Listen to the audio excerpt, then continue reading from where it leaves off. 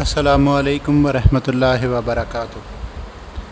आपको खुश आमदीद कहते हैं हमारे चैनल कॉन्सेप्ट स्टेशन पर। और आज की ऑनलाइन क्लास में हम चैप्टर 6 की 6.10 एक्सरसाइज के क्वेश्चन नंबर 8 से शुरू करेंगे। प्रीवियस लेक्चर में हमने क्वेश्चन नंबर 7 तक कर लिया था, तो आज हम क्वेश्चन नंबर 8 से जो है वो शुरू करते हैं, बिला ताख़ीर शुरू करते हैं।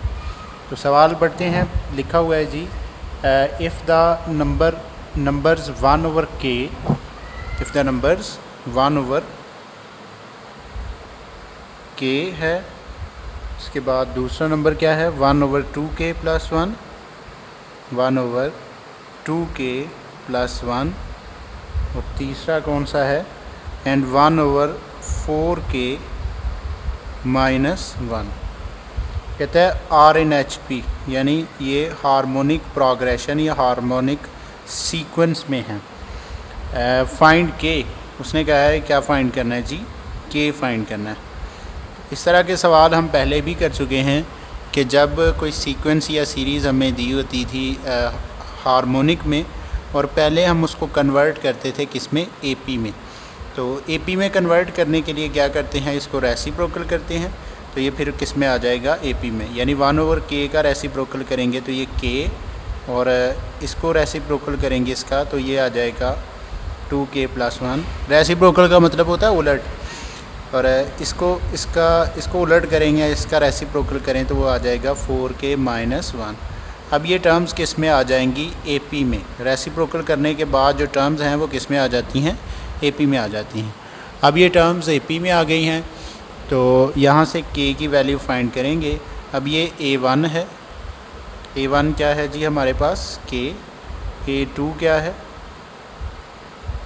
2k प्लस 1, और a3 क्या है जी हमारे पास 4k माइनस 1। अब हम जानते तो हैं कि एपी में जो टर्म्स होती हैं उनका कॉमन डिफरेंस जो है वो कॉमन होता है, यानी उसको कहते ही कॉमन डिफरेंस है, इसलिए कि उनका डिफरेंस जो है वो कॉमन होता है, या फिर डिफरेंस क्या होता है, सेम होता है। तो पहली दोनों टर्म्स का कॉमन डिफरेंस निकालेंगे, तो वो कैसे निकालते हैं, नेक्स्ट वाली टर्म से पीछे वाली माइनस करते हैं। तो a2 माइनस a1, a2 की क्या वैल्यू है 2k प्लस 1 माइनस a1 की क्या है k। तो ये सॉल्व होगा, 2k माइनस k कितना आ जाएगा k, ये k प्लस 1 जो है वो कॉमन डिफरेंस आ जाएगा, पहली दोनों टर्म्स का डिफरेंस आ जाएगा। सॉरी, अभी कॉमन तो बनाएंगे ना हम। अब इन दोनों टर्म्स का अगर डिफरेंस देखें तो वो किसके इक्वल होगा, a3 माइनस a2 के। तो इसको हम नीचे कर लेते हैं, इसका कॉमन डिफरेंस निकाल रहे हैं जी। a3 की क्या वैल्यू है, इसको हम नीचे ले आते हैं।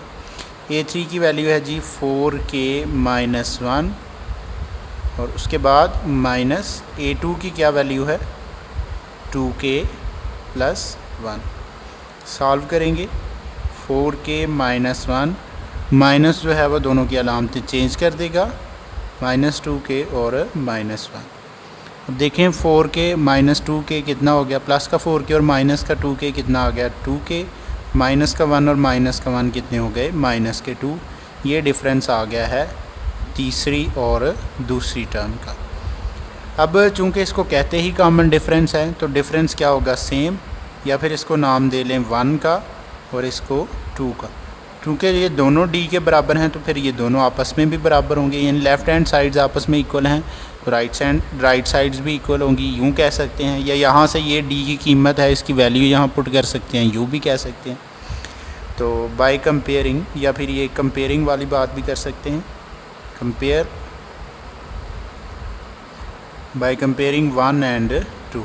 ये दोनों 1 एंड 2 को क्या करेंगे, हम कंपेयर करेंगे, फिर टर्म्स आपस में क्या आ जाएंगी, इक्वल आ जाएंगी, यानी k plus 1 will be equals to 2k minus 2। 2k ये प्लस का k है, इधर आके क्या हो जाएगा माइनस का k, और ये माइनस का 2 है, ये बराबर के दूसरी तरफ जाके प्लस का 2 हो जाएगा। ये 3, 2k में से एक k निकालें तो कितना आ गया जी k। ये k की हमारी वैल्यू, k की वैल्यू ही हमारा निकालना मकसद था, k की वैल्यू हमने निकाल ली है। इसके बाद ALP में जो क्वेश्चन शामिल है वो क्वेश्चन नंबर 9 है। वो कहता है फाइंड करें n को सो दैट ये टर्म है। इस तरह के सवाल दोनों सीक्वेंसेस जो पिछले हैं उनमें भी आ चुके हैं, तो ये सवाल अहम है। वैसे क्वेश्चन नंबर 9 है जी। क्वेश्चन नंबर 9 क्या लिखा हुआ है? कहता है n फाइंड करें। क्या फाइंड करें? n फाइंड करें। अगर कंडीशन क्या दी हुई है कि अगर a की पावर n+1 प्लस b की पावर n+1 ओवर a की पावर n प्लस b की पावर n में बी हार्मोनिक मीन, में बी क्या? Harmonic mean between a and b। उसने कहा है कि ये जो है वो हार्मोनिक मीन है, तो आप n की वैल्यू फाइंड करें। सिंपली ये है कि ये हार्मोनिक मीन है, तो आप n की वैल्यू फाइंड करें। अब ये हार्मोनिक मीन जो है वो गिवन है, यानी दिया हुआ है। वो क्या है?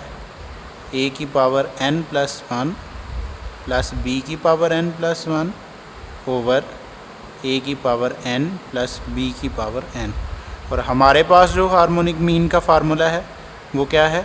2ab over a plus b, ये हम जानते हैं।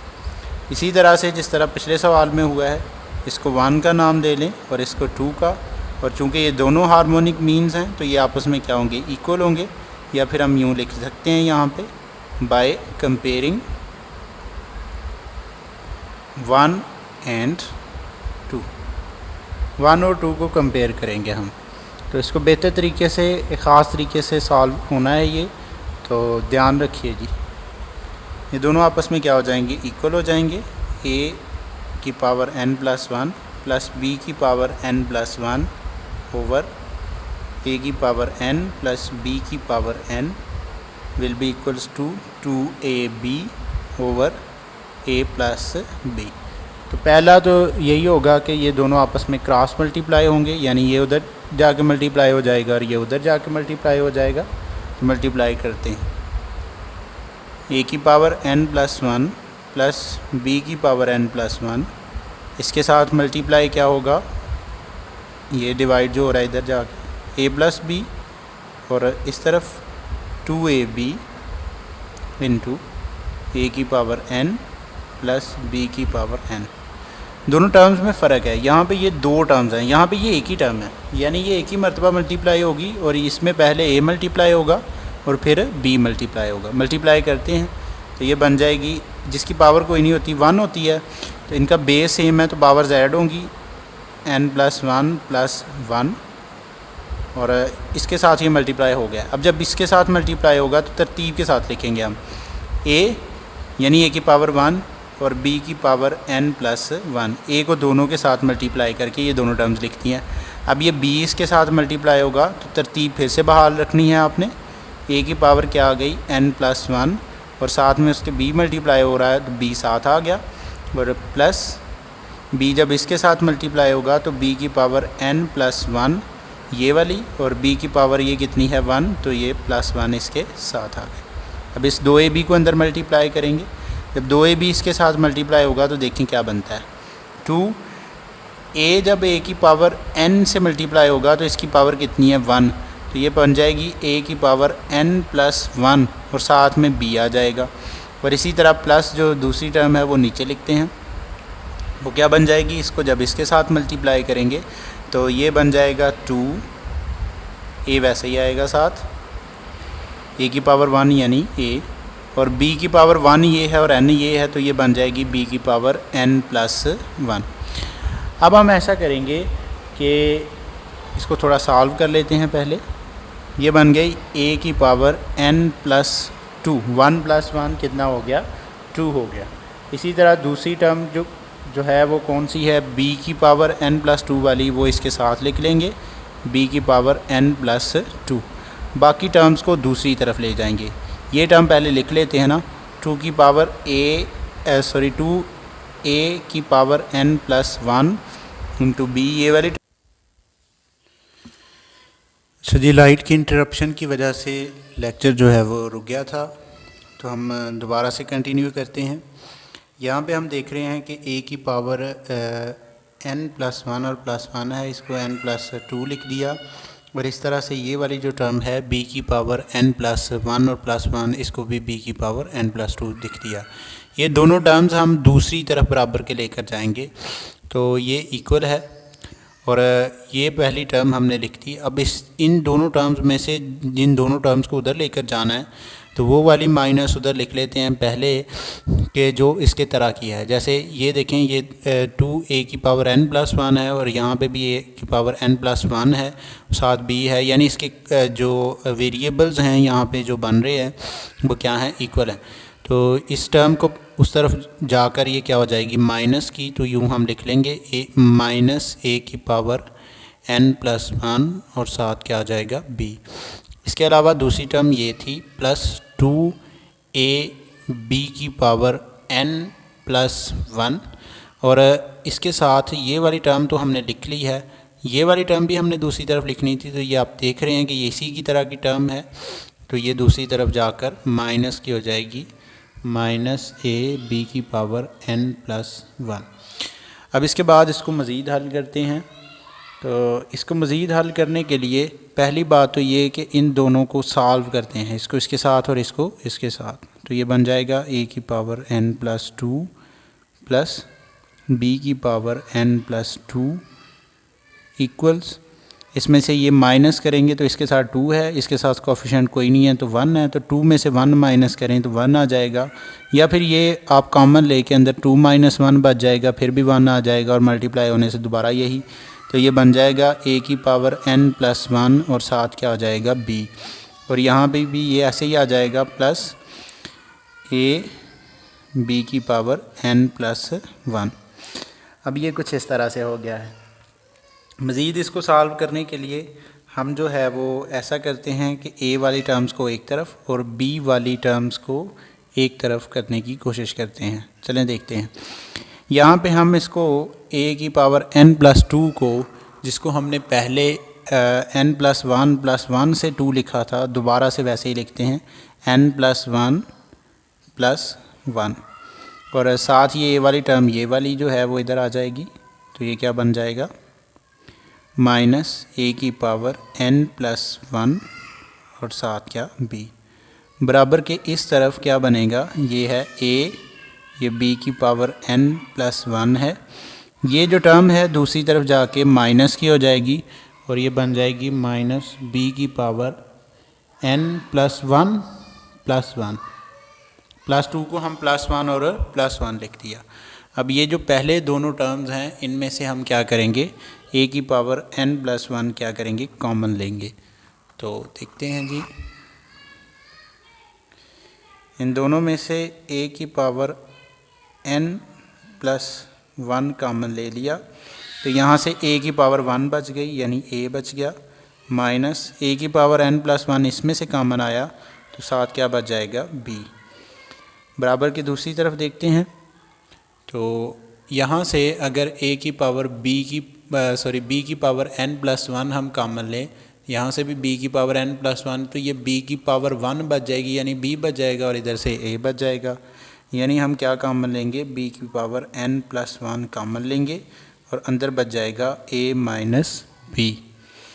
अब हम इसको, ये जो इधर मल्टीप्लाई हो रहा है इधर आके डिवाइड हो जाएगा, तो ये बन जाएगा a की पावर n+1 और b की पावर n+1 जो है वो उधर जाके डिवाइड हो जाएगा, तो b की पावर n+1।